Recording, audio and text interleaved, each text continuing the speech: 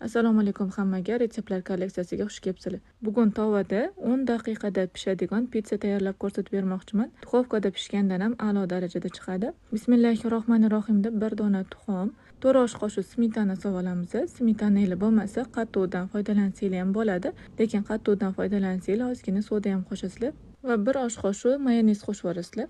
Tuxum smetanali massamizga 4 osh qoshiq unni elab solamiz. Bir chimdim razrxitselni ham elab sovoramiz. Razrxitsel ko'p bo'lishi shart emas, ozgina bir chimdim solsangiz yetadi.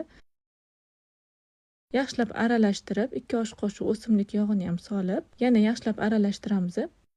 Sal qolsa tuz esimdan chiqardi, bir chimdim tuz solib, yana yaxshilab aralashtiramiz. Mana shunaqa massa bo'ladi.